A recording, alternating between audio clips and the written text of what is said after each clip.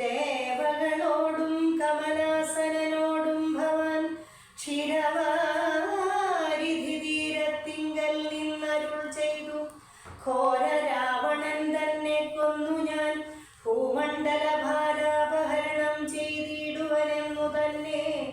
സാരസാസനാം സകലേശ്വരാം ദയാനിധേ ഞാനന്നു തുടങ്ങി വന്നിവിടവാണിടിനേൻ. ആനന്ദസ്വരൂപനാം നിന്നുടൽ കണ്ടുകൊള്ളുവാൻ താപസജനത്തോടും ശിഷ്യസംഘാതത്തോടും ശ്രീപാദാംബുജം നിത്യം ധ്യാനിച്ചു വസിച്ചു ഞാൻ. ലോകസൃഷ്ടിക്കു മുന്നം ഏകനായി ആനന്ദനായി ലോകകാരണൻ വികൽപ്പോപാധിവിരഹിതൻ തന്നുടമായ തനിക്കാശ്രയഭൂതയായി തന്നുടെ ശക്തി എന്നും പ്രകൃതി മഹാമായ നിർഗുണനായ നിന്നെ ആവരണം ചെയ്തിട്ടു തദ്ഗുണങ്ങളെ അനുസരിപ്പിച്ചിടുന്നതു നിർവ്യാജം. വേദാന്തികൾ ചൊല്ലുന്നു നിന്നെ മുന്നം ദിവ്യമാം അവ്യാകൃതമെന്നുപനിഷദ്വശാൽ മായാദേവിയെ മൂലപ്രകൃതിയെന്നും ചൊല്ലും. മായാതീതന്മാരെല്ലാം സംസ്കൃതി എന്നും ചൊല്ലും. വിദ്വാൻമാര വിദ്യയെന്നു പറയുന്നുവല്ലോ. ശക്തിയെ പല നാമം ചൊല്ലുന്നു പലതരം. നിന്നാൽ സംക്ഷോഭ്യമാണയാകിയ മായ തന്നിൽ നിന്നുണ്ടായി വന്നു മഹത്തത്വമെന്നല്ലോ ചൊല്ലു. നിന്നുടെ നിയോഗത്താൽ മഹത്തത്വത്തിങ്കലേ നിന്നും ഉണ്ടായി വന്നു പുനരഹങ്കാരവും. പുരാ മഹത്തത്വവും അഹങ്കാരവും സംസാരവും മഹത്വേദികളേവം മൂന്നായി ചൊല്ലിയിടുന്നു. സാത്വികം രാജസം താമസം എന്നീ വണ്ണം വേദ്യമായി ചമഞ്ഞിതു മൂന്നുമെന്നറിഞ്ഞാലും താമസത്തിങ്കൽ നിന്നു സൂക്ഷ്മ തന്മാത്രകളും ഭൂമി പൂർവക സ്ഥൂല പഞ്ചഭൂതവും പിന്നെ രാജസത്തിങ്കൽ നിന്നുണ്ടായി ഇന്ദ്രിയങ്ങളും തേജോരൂപങ്ങളായ ദൈവതങ്ങളും പിന്നെ സാത്വികത്തിങ്കൽ നിന്നു മനസ്സുമുണ്ടായി വന്നു. സൂത്രരൂപകലിംഗം അവറ്റിൽ നിന്നുണ്ടായി. സർവത്ര വ്യാപ്ത സ്ഥൂല സഞ്ചയത്തിങ്കൽ നിന്നു ദിവ്യനാം വിരാട് പുമാനുണ്ടായിതെന്നു കേൾപ്പു. അങ്ങനെയുള്ള വിരാട് പുമാൻ തന്നെയല്ലോ തിങ്ങിടും ചരാചര ലോകങ്ങളാകുന്നതും. ദേവമാനുഷ ദിവ്യജ്ഞോനിജാതികൾ ബഹുസ്ഥാവര ജംഗമൗഖപൂർണമായി ഉണ്ടായി വന്നു. തൊന്മായ ഗുണങ്ങളെ മൂന്നും ആശ്രയിച്ചല്ലോ ബ്രഹ്മാവും വിഷ്ണുദാനും രുദ്രനും ഉണ്ടായി വന്നു.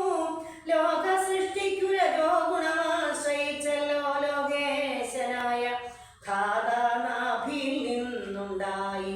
സത്വമാം ഗുണത്തിങ്കൽ നിന്നു രക്ഷിപ്പാൻ വിഷ്ണു രുദ്രനും തമോ ഗുണം കൊണ്ട് സംഹരിപ്പാനും ബുദ്ധിജാതകളായ വൃത്തികൾ ഗുണത്രയം നിത്യമംശിച്ചു. ജാഗ്രൽ സ്വപ്നവും സുഷുപ്തിയും ഇവയ്ക്കിന്നെല്ലാം സാക്ഷിയായ ചിന്മയൻ ഭവാൻ നിവൃത്തൻ നിത്യനേകനവ്യേനല്ലോ നാഥ. യാതൊരു കാലം സൃഷ്ടി ജൈവാനിച്ഛിച്ചു ഭവാൻ മോദമോടപ്പോൾ അംഗീകരിച്ചു മായ തന്നെ തന്മൂലം ഗുണവാനെ പോലെയായതു ഭവാൻ. ത്വന്മഹാമായ രണ്ടു വിധമായി വന്നാളല്ലോ വിദ്യയും അവിദ്യയും എന്നുള്ള ഭേദാഖ്യ. വിദ്യ എന്നല്ലോ ചൊല്ലു നിവൃത്തി നിരതന്മാർ. അവിദ്യാവശന്മാരായി വർത്തിച്ചിടിലകനം പ്രവൃത്തി നിരതന്മാരെന്നത്രേ ഭേദമുള്ളൂ. വേദാന്തവാക്യാർത്ഥവേദികളായി സമന്മാരായി പാദഭക്തന്മാരായുള്ളവർ വിദ്യാത്മകന്മാർ. അവിദ്യാവശകന്മാർ നിത്യ സംസാരികളെന്നവശ്യം തത്വജ്ഞന്മാർ ചൊല്ലുന്നു നിരന്തരം. വിദ്യാഭ്യാസൈകരതന്മാരായ ജനങ്ങളെ നിത്യമുക്തന്മാരെന്നു ചൊല്ലുന്നു തത്വജ്ഞന്മാർ. ത്വന്മന്ത്രോപാസകന്മാരായുള്ള ഭക്തന്മാർക്ക് നിർമ്മലയായ വിദ്യദാനേ സംഭവിച്ചിടും. മറ്റുള്ള മൂഢന്മാർക്കു വിദ്യയുണ്ടാകുന്നതും ചെറ്റില്ല 100,000 ജന്മങ്ങൾ കഴിഞ്ഞാലും. ആകയാൽ തൊൽഭക്തി സമ്പന്നന്മാരായുള്ളവർ ഏകാന്തമുക്തന്മാർ ഇല്ലേതും സംശയമോർത്താൽ. തൊൽഭക്തി സുധാഹീനന്മാരായുള്ളവർക്കെല്ലാം സ്വപ്നത്തിൽ പോലും മോക്ഷം സംഭവിക്കുകയുമില്ല. ശ്രീരാമരഘുപതേ കേവലജ്ഞാനമൂർത്തേ ശ്രീരമണാത്മാ രാമ കാരുണ്യാമൃത സിന്ധോ. എന്തിനു വളരെ ഞാനിങ്ങനെ പറയുന്നു ചിന്തിക്കിൽ സാരം കിഞ്ചിൽ ചൊല്ലുവൻ ധരാപതേ.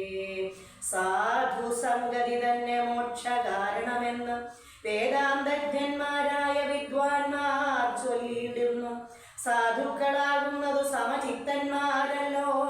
ബോധിപ്പിച്ചിടും ആത്മജ്ഞാനവും ഭക്തന്മാർക്കായി. നിസ്പൃഹന്മാരായി വിഗതൈഷണന്മാരായി സദാ തൊൽഭക്തന്മാരായി നിവൃത്താഖിലകാമന്മാരായി ഇഷ്ടാനിഷ്ടപ്രാപ്തികൾ രണ്ടിനും സമന്മാരായി നഷ്ടസംഗന്മാരുമായി സംന്യസ്തകർമാത്മാക്കളായി തുഷ്ടമാനസന്മാരായി ബ്രഹ്മതൽപരന്മാരായി ശിഷ്ടാചാരൈക പരായണന്മാരായി നിത്യം യോഗാർത്ഥം യമനിയമാദി സമ്പന്നന്മാരായി ഏകാന്തേ ശമതമ സാധനയുക്തന്മാരായി സാധുക്കളവരോ